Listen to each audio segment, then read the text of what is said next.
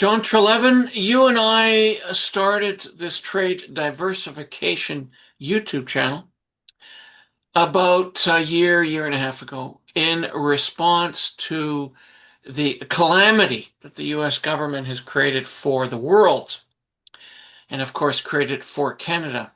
We decided to highlight the issues. We have decided to highlight potential solutions in which Canadian business can diversify their trade and react successfully and positively to what some have described as quite a chaotic trade situation emanating from the United States. It appears that the Carney government is doing its very best to do that. Sometimes it's hard to know what they're doing, not because it's Carney's government, but because that's how government operates. So we have been trying to identify and simplify resources that could help Canadians' business succeed in diversifying their trade business. I've loved doing this Secure, show with you. secure in the knowledge, John, that only businesses can diversify Canada's trade. As important as government is, international trade is from one business to another for the most part. Exactly, and we've been emphasizing that point and getting a really good response. That is what this trade diversification channel is about.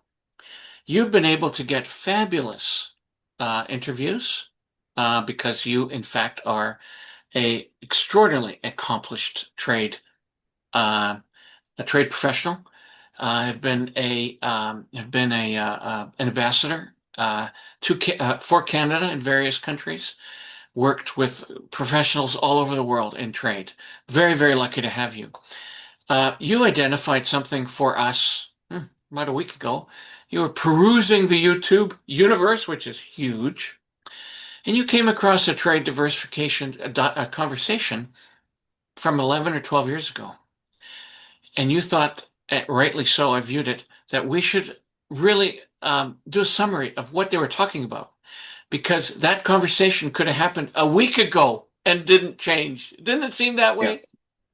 Oh, no, totally. And this was a conference arranged by The Economist magazine. The host for the discussion had been the Globe and Mail reporter in Europe for 10 years. She was the Economist reporter for Canada for like 14 years. A very distinguished professor in a number of Canadian universities. And she led a very robust conversation, Melanie Druhan. Well, the other two people in this conversation, John, I've known, mostly John Weeks, who was chief negotiator for a time for NAFTA, career Foreign Service officer. He was ambassador to the European Union. He is one of the most knowledgeable trade negotiating professionals formerly with the government of Canada. He's now retired. And Ailish Campbell was like the chief economist for the Canadian Council of Chief Executives, then was appointed Associate Deputy Minister of Finance. Now, in the Canadian government at that time, to be Associate Deputy Minister of Finance meant you were on your way to even more senior jobs. That was her first job as a public servant, Dr. Campbell. Then she became ambassador to the EU at a time of great trade issues, and then returned to Ottawa for an assignment, and now she's in Europe as a vice president for MasterCard. These are three very knowledgeable people, and what struck me, and let's give credit to YouTube's algorithms, because it was YouTube that discovered the video in their art. It's 12 years old, but the whole subject of the discussion is trade diversification. And the subject of the conference, of which this was one part, is confronting the big problems. So when I saw this, I thought, even if you don't watch the whole video, it's all very interesting.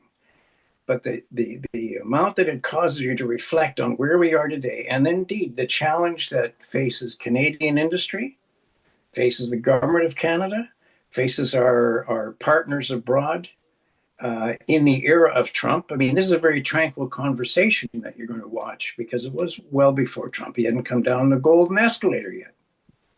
Well, everything these three very knowledgeable thought leaders talk about is now against the background of where Canada's choices are becoming very limited, and the direction is very clear. I was most impressed with the way the calm overview of where Canada should go with their trade policy, classic Canadian, and also how exactly those solutions fit today. May I review them with you, John? Number Absolutely. one was yes, we are at great risk with having a trade partner that can, at a whim, change the policy. They didn't know that that's exactly what was going to happen. However, what they suggested out of that, not having the great pressure that we do today and the great risk that we have today, is that we must somehow mitigate that risk, but not eliminate the relationship. So, number one, let's try to find a way to continue doing business with the United States. So that was something that I think is missing a little bit in today's dialogue. Is that what's that? What's that analogy? Don't throw the baby out with the bathwater, or something like that. Yeah, but John, to bring it right up to date, the fact is that the demand for Canadian products in the United States is stickier than even we thought. Mm, We know about the commodity trade, we know about energy and all extremely important. But recently, Magna International, one of the world's largest auto parts manufacturers that doesn't produce cars, right? They produce parts for all the assemblers. With the Trump tariffs being introduced, their stock price went down. It's come right back up. And the most recent quarterly report from Magna indicated they haven't lost a single customer in the United States. They're passing all the tariffs on to their customers. And why is that? Because it's very difficult for Ford or Mercedes or Toyota to take a radiator hose that now attracts a tariff and replace it with one from a company they don't know anything about. They don't do it exactly. overnight. Exactly. The supply chains cannot be And, just built overnight. yeah, so the robust nature of supply chains, which were, of course, put on steroids through the FTA and NAFTA, is ironically serving us very well in very tough times. So number And two, our US customers. absolutely. Number two summary I think came out of that was yes, we actually do have to diversify our trade. And I don't think there was, that really, thank you, Donald Trump. That was actually accelerated with his policies. And Carney has been doing an extraordinary job, at least at the political level. And you and I have been trying very hard to educate businesses to implement those policies. And so that has been intriguing that we are diversifying finally.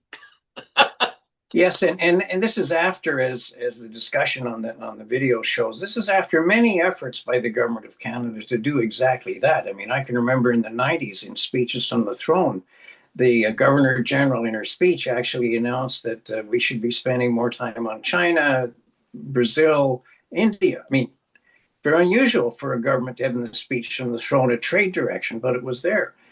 Mr. Chrétien in the 90s led Team Canada in the 90s and 2000s, led Team Canada missions, and these were big. I mean, we had 400 or 500 people went to China, business people, and there were all kinds of negotiations going on. Europe and the United States were the destinations of similar missions, and now Mr. Carney, his government has adopted a similar approach. But way back in the 70s, that's a long time ago, Sean, you weren't even born yet. We were doing Very trade flattering of you, strategy. John. We were doing trade strategies in it was industry, trade, and commerce at the time for Mexico and for major markets around the world. The challenge is, as the conversation points out, the United States is the most natural market for Canadian products, as we are for them. And tariff apart, as I said a couple of minutes ago, it turns out our clients in the United States, the demand factors are quite sticky. What the Yeah. Americans have discovered is that many of their products coming up here, let's say liquor, for example, the demand is not that sticky, especially if consumers like you and I simply don't buy bourbon. I think 80% of our exports to the United States are inputs into products. They're components, or they're the Yes. energy side of life. Yes. Those you don't change as quickly as you change suppliers of hula hoops. So number three, one that I'm somewhat still skeptical hasn't been nudged out of its complacency. Because that's really what we're talking about, isn't it? The solutions were the same today as they were 12 years ago, but we have been nudged out of complacency. Some would say ruptured out of complacency. But the third one being interprovincial trade. There should be no reason I can't be doing business with Edmonton the same way that I do business with Toronto, the same way that I do business with Vancouver. There should be no reason for that. But apparently there is. Absolutely. Yeah, yeah. And I mean, many people have been talking about that subject for a very long time. And I mean, I've written and spoken about it for the last 30 years. Some years ago, I had a slideshow on this subject, and I showed a picture of, I was living in Regina. I showed a picture of the Welcome to Manitoba sign, and then I turned around and got the Welcome to Saskatchewan sign. And I said, what's the difference between these two pieces of land? They're fertile, they're flat, they're dry, but there's a political boundary. That's fine. Why is there a business boundary between the two of them? Why is that? And I was quite delighted when I first saw this video that we're referring to, that was a good discussion on internal trade, and so many organizations, the Conference Board of Canada, the Chamber of Commerce, left, right, and center have been advising, pleading, pounding governments on the issue. And it just shows you the intransigence of vested interests. But I think with Mr. Trump in the White House and the resulting, well, state of semi-emergency, it puts the vested interests, those interests vested in maintaining the barriers, in a little different light, because they're standing between all the Canadian people and the degree of security they should have in their own market, with national companies. Whether or not WestJet is flying is another issue, but doing business with each other as much as possible, creating value among Canadians for Canadians, which, as the speakers point out, thereby strengthens our base to tackle global markets. Absolutely. And I sincerely hope that Mr. Carney is prepared to read the Riot Act if necessary to achieve what you and I, and most Canadians know is absolutely essential. Prime Minister, do that. Get it done. Read the Riot Act, get these provinces trading with each other. John, we've had some remarkable interest in this trade diversification channel, which means that there is remarkable curiosity on how to deal with these issues that hasn't changed according to the video that I hope you'll all watch in 12 years. On that note, thank you very much, and we will be talking about this. You know we will, I think, for quite some time. Bye, John. Thank you. Bye-bye.